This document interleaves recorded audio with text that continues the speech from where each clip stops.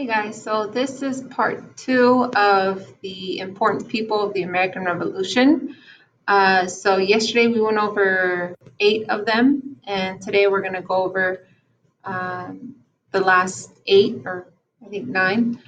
So the first one that we're going to go over is a Spanish governor who helped the Americans get control of the Mississippi River and the port of New Orleans. So, New Orleans, that's where the Mississippi River ends, and that's pretty much the opening. That's it. New Orleans is kind of, there's a port, and all the ships go up the Mississippi River, and he is the one that helps the Americans get control of it. And his name is going to be Bernardo de Galvez. And if you notice the last name, Galvez, what does it sound like? An hour south of Houston, Galveston, right? So that's where they got the name for Galveston, is because of him. And the second person, which you guys learned about already, okay, he was killed in the Boston Massacre. He was the first African American, first American, and he was African American. He was killed in the American Revolution, and that is going to be Crispus Attucks. Okay. And the next person,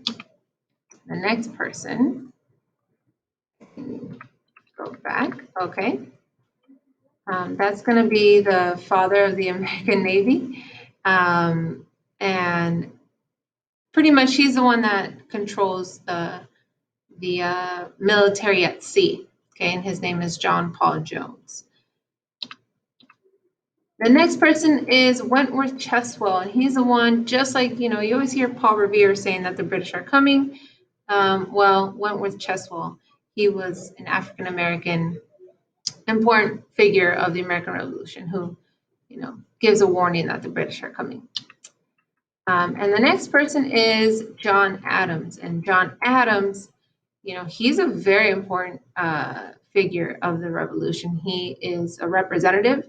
Whenever you see this word here, delegate, okay, delegate, it also means representative. He's going to be representative to the First and Second Continental Congress. And remember, Congress is just a group, it's a body of government, it's a group of people who come together and make the laws, they create the laws. And so John Adams, he's going to be one of the first members of that First and Second Continental Congress, and he eventually becomes president. So yeah, very important person. The next person is Mercy Otis Warren, and she's going to be a female historian of the American Revolution. She's the one, that's writing about everything that's going on. So, letting people know how the war is starting, how it's, what the battles, what the results are. And she does that through the use of this keyword right here, propaganda, right? Propaganda. And that's when you're publishing items to try to get people to support your cause. And that's what she does. She writes letters, she writes poems and plays to try to get support for the war, for people to support fighting for independence. Okay, and the next person is James Armistead, and he was a spy for the Continental Army. He was also a spy. Back then, if you were African American, the British automatically assumed you were a slave, so they wouldn't really pay much attention to a person who they thought was a slave. So, if African American could just kind of wander from one side and, from the American side to the British side, they really never really paid much mind to it. And now another person that you've learned about, right? Thomas Paine. Thomas Paine is the guy who wrote and published the pamphlet Common Sense. And remember, Common Sense was to try to motivate people to declare independence. So yeah, that's it, guys. That was the second half. Remember, for the assignment, you're going to choose 3 people to make memes for.